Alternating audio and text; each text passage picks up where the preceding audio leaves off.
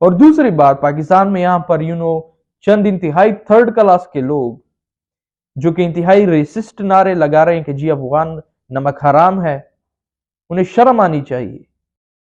तो जैसे ये ऑर्डर आया कि जी तमाम तर अफगानी वापस अपने मुल्क में चले जाएं, दुनिया के मुख्तलिफ ममालिकों से, मुख्तलिफ हिस्सों से अलग अलग तरह के रिएक्शन आए, जिनमें से अफगानिस्तान ज़ाहिरी बात है उनके तालिबान, यूएन और पाकिस्तान में जितने भी ह्यूमैनिटेरियन ऑर्गेनाइजेशन है उनकी तरफ से एक रिएक्शन आया।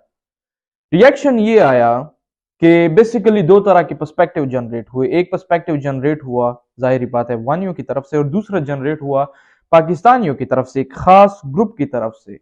सो अफगानियों की तरफ से जो नैरेटिव जनरेट हुआ वो ये था कि जी पाकिस्तान ने अफगान वार में हिस्सा लेकर अफगानियों को नुकसान पहुंचाया है, और पाकिस्तान ने अफगान रिफ्यूजीज के नाम पे billions and billions of dollars उठाए हैं, और आज जब सबसे ज्यादा जरूरत है अफगानियों को, पाकिस्तानी उन्हें धक्के मारकर इस मुल्क से निकाल रहे हैं, और एक हेटरेट की फिजा कायम हो रही है। और दूसरा पर्सपेक्टिव जो जनरेट हुआ है पाकिस्तानियों की तरफ से वो ये है कि पाकिस्तान वो सेम मुल्क है जिसने 40 साल से आपको यहां पर पाकिस्तान में मेहमान बना के रखा।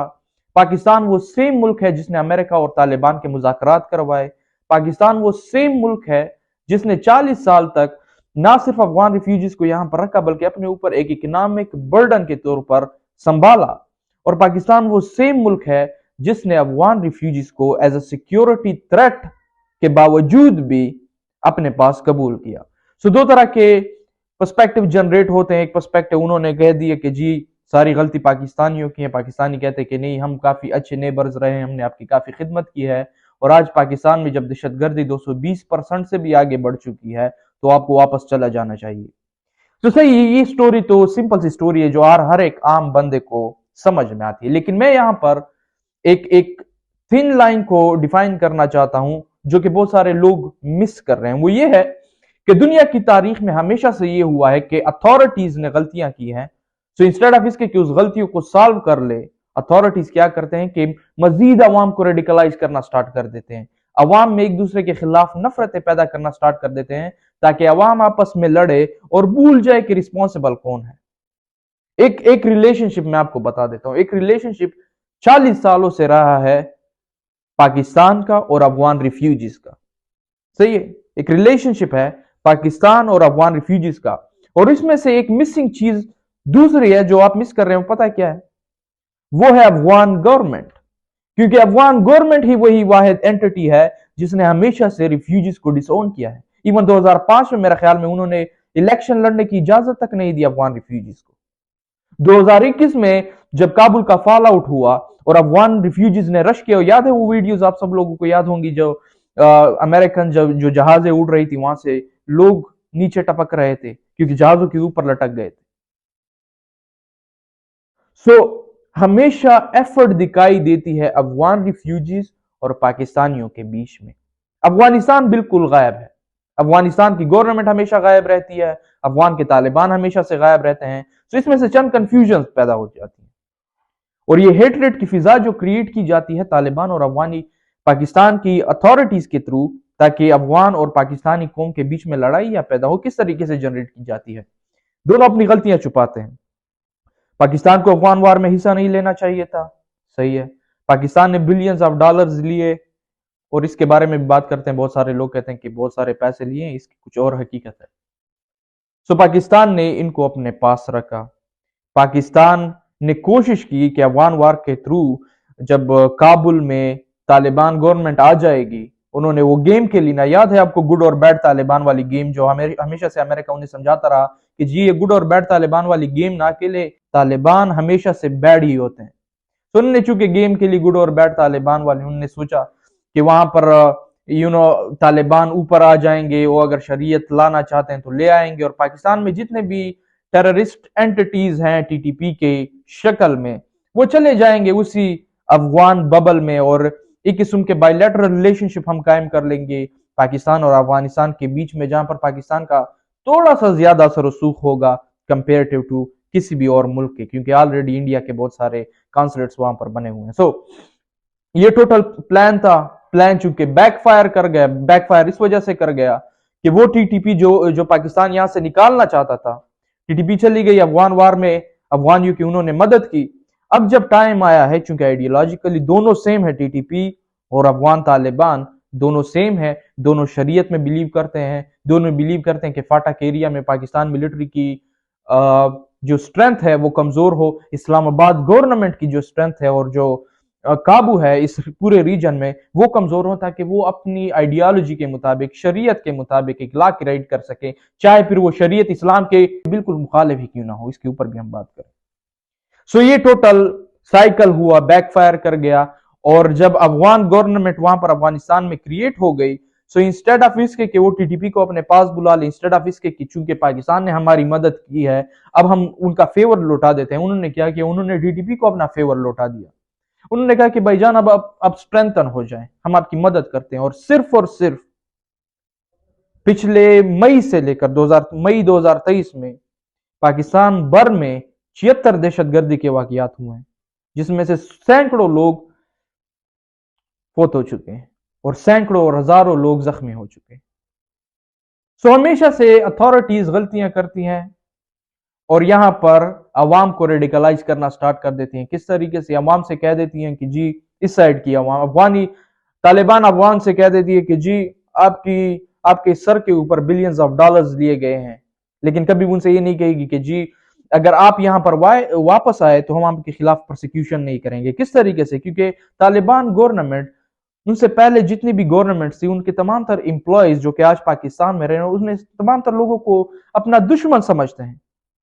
जैसे ही अफगान तालिबान स्टैब्लिश हुई, नंगाहार में 45 लोगों की डेड बॉडीज केनाल में पाई गई, जिनके ऊपर टॉर्चर किया गया था। ये और लोग कौन थे? वही सेम पुरानी गवर्नमेंट के लोग थे, क्योंकि जाहिर बात है उन्हें दुश्मन समझती है। इसी वजह से 2021 में तकरीबन 1.7 मिलियन के करीब लोग यहां पर आए। सो वो बेसिकली अफगान से कहते हैं कि जी पाकिस्तान ने बिलियंस ऑफ डॉलर्स लिए हुए हैं, जिसकी हकीकत ये है कि अमेरिकन एम्बेसी और कांसुलेट के मुताबिक 2002 से लेकर अब तक पाकिस्तान अफगान रिफ्यूजीज के नाम पे 273 मिलियन डॉलर दे चुका है। ये as a whole Afghan refugees के नाम पे पैसे पाकिस्तान को आए हैं। पिछले साल इंक्लूडिंग 16 मिलियन जो डॉलर आए थे, जिसमें से हर अफगानी के नाम के ऊपर 100 डॉलर आए थे, वो भी इंक्लूडेड हैं तमाम तर पैसे। 40 साल में अगर किसी गवर्नमेंट को आप ये चंद पैसे देंगे तो जाहिर बात है इकोनॉमिक बर्डन हो जाता है। और ईरान की मैंने बात की थी, ईरान ने इवन 2003 में ये स्टैट्स निकाले थे कि हर अफगानी के ऊपर सालाना ईरान की तरफ से 276 डॉलर्स लगते हैं, जिनमें से सिर्फ और सिर्फ 6 डॉलर यूनाइटेड नेशन पे करता है, जिसकी वजह से ईरान ने बहुत सारे रिफ्यूजीज को ऑलरेडी वहां से भेज दिया था वापस। और सेम इशू आज पाकिस्तान फेस कर रहा है। सो पहले तो अपने जहन से ये कॉन्सेप्ट निकाल दें कि जी पाकिस्तान तमाम तर अफगान रिफ्यूजीज को निकाल रहा है। नहीं, ये भी गलत है। पाकिस्तान सिर्फ और सिर्फ इलीगल इमिग्रेंट्स को निकाल रहा है, जो 2021 में काबुल के फॉल आउट के बाद पाकिस्तान चले आए, जिनको अपने सरों के खतरे थे, वो यहां पर पाकिस्तान में चले आए वीजा के थ्रू। उनके वीजा एक्सपायर हो चुके हैं, वापस नहीं गए। जाहिर बात है पाकिस्तान में जब दहशतगर्दी के वाकयात बढ़ जाते हैं तो ब्लेम किसको करता है पाकिस्तान? टेररिस्ट ग्रुप को ही करेगा, टीटीपी को ही करेगा। टीटीपी किन लोगों को यूज कर रहा है? According to government narrative, TTP use कर रहा है अनआइडेंटिफाइबल अफगानी ऑब्जेक्ट्स को। सही है। सो इस नैरेटिव के थ्रू हेटरेट फैला रहे हैं पाकिस्तानी और अफगानियों के बीच में। और दूसरी बात, पाकिस्तान में यहां पर चंद इंतहाई थर्ड क्लास के लोग जो कि इंतहाई रेसिस्ट नारे लगा रहे हैं कि जी अफगान नमक हराम है, उन्हें शर्म आनी चाहिए। क्योंकि वो सेम लोग हैं, जब आप फलस्तीन में कुछ हो जाता है तो अब वहां पर उम्मत मुस्लिमा के नारे लगाते हैं, और आज जब अफगानी सबसे ज्यादा ट्रबल में है तब जाके आप अफगानियों को नमक हराम कह रहे हैं। तब उम्मत मुस्लिमा का कंसेप्ट कहां पे चला गया? अब ये जो ह्यूमैनिटेरियन क्राइसिस यहां पर जनरेट हो रही है, ये शरीयत के नाम पे जो तालिबान गवर्नमेंट लोगों को बेवकूफ बना रही है, इनका कॉन्सेप्ट बेसिकली क्या है? जो भी शरीयत की बात करता है, इसका कॉन्सेप्ट क्या है? इंस्टेड ऑफ लोगों को स्ट्रेंथन करने की, इंस्टेड ऑफ लोगों की अखलाकियात को बेहतर करने के, इंस्टेड ऑफ एक मुहज़्ज़ब मुआशरा बनाने के, ये शरीयत को क्या समझते हैं? ये शरीयत को समझते हैं कि जी सबसे आसान काम क्या है शरीयत? और औरतों के ऊपर पर्दे डाल दो, औरतों को घरों में जाके बंद कर दो, औरतों को तालीम ना करने दो। ये इनके शरीयत के कॉन्सेप्ट्स हैं जिसकी वजह से लोग यहां से नहीं जाना चाहते। पाकिस्तान चाहे 1000 मरतबा भी बुरा हो जाए, लेकिन कंपेरेटिव उनके जो कि ये निजाम वो चला रहे हैं 1000 गुना बेहतर है। अब उन्होंने पिछले दिनों 80 हुक्म दिए थे जिनमें से 54 डायरेक्टली खवातीन के खिलाफ थी कि जी खवातीन घर से बाहर ना निकले, अगर निकलती हैं तो कोई लड़का हो उनके साथ, कोई फैमिली मेंबर हो उनके साथ, 6 ग्रेड से ऊपर वो तालीम नहीं हासिल कर सकती, और सो फॉर्थ एंड सो ऑन, आप चलते जाएं। तो ये कॉन्सेप्ट है उनका, और ये शरीयत की गोली यहां पर बेच रहे हैं, और यहां पर कुछ इस्लामिस्ट बैठे हुए हैं कि जी हाँ वहां पर तो शरीयत आ गई, यहां पर भी आनी चाहिए। शरीयत इस तरह की होती है। सो हमेशा से यही रहा है कि इंस्टेड ऑफ इसके जो रिलेशनशिप हमेशा पाकिस्तान और अफगान रिफ्यूजीज के बीच में रही है, अफगान तालिबान चाहे गवर्नमेंट हो, उन्होंने कभी अपने लोगों को अपनाया ही नहीं, जिसकी वजह से आज पाकिस्तान उन्हें प्रेशराइज कर रहा है, क्योंकि पाकिस्तान में दहशतगर्दी बढ़ गई है और उन्हें इस तरीके से निकाल रही है। हाँ, इसमें बहुत सारी गलतियां, इसमें गलतियां हैं कि उन्हें टाइम नहीं दिया गया, इसमें गलतियां हैं कि वो 50,000 रुपए से ज्यादा नहीं लेकर जा सकते, लेकिन द ट्रूथ बीइंग टोल्ड, उनमें सबसे बड़ी गलती खुद अफगानियों की है, जो वहां पर अपने ही मुल्क में उन्हें तालीम नहीं प्रोवाइड कर रहे, अपने ही मुल्क में उनकी जान को खतरा है। फिरके के नाम पे जो दहशतगर्दी वहां पर ये लोग फैला रहे हैं, मस्जिदों के ऊपर अटैक कर रहे हैं, खासकर हजारा के लोगों के ऊपर। सो ये हमेशा से गलती अपने अफगान ही लोगों की रही है, जो अपने लोगों को अपनाता ही नहीं है। अब जरा तस्वुर कर लें, जो छोटे बच्चे, जो छोटी लड़कियां यहाँ पर एजुकेशन हासिल कर रही थी, चाहे फिर वो एजुकेशन जिस तरीके की भी हो, अब वहां पर जाएंगे क्या करेंगे? कोई इंप्लॉयमेंट्स ही नहीं होंगे, ह्यूमैनिटेरियन क्राइसिस होंगे। वहां पर सर्दियां हैं, और सर्दियों में चूंकि अब जाहिर बात है पाकिस्तान स्टेट अपने दांत जरूर दिखाएगा। अब वो बेचारे वहां पर सर्दियों से मरेंगे, जरिया माश कोई नहीं है, एजुकेशन कोई नहीं है, और ऊपर से अफगान तालिबान इनके सरों के ऊपर ठहर जाएंगे, क्योंकि आप दूसरी गवर्नमेंट के साथ थे, आप हमारे मुखालिफ थे, आप हमारे दुश्मन थे, तो उनके खिलाफ प्रोसिक्यूशन स्टार्ट हो जाएगी। और इसका सिर्फ और सिर्फ एक ही हल है। इसका हल यह है कि ट्राइलेटरल रिलेशनशिप कायम किए जाए। ट्राइलेटरल रिलेशनशिप में यूनाइटेड नेशन, पाकिस्तान और अफगान की जो गवर्नमेंट है, जो तालिबान गवर्नमेंट है, उनमें एक मुआहिदा पाया कायम किया जाए। जो लोग 40 साल से यहाँ पर रह रहे हैं वो सेम कारोबार यहाँ पर कर सके, अपने बच्चों को तालीम दे सके, लेकिन लीगल वे के थ्रू।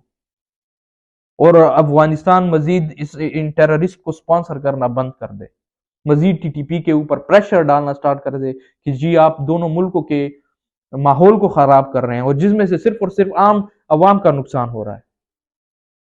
Thank you.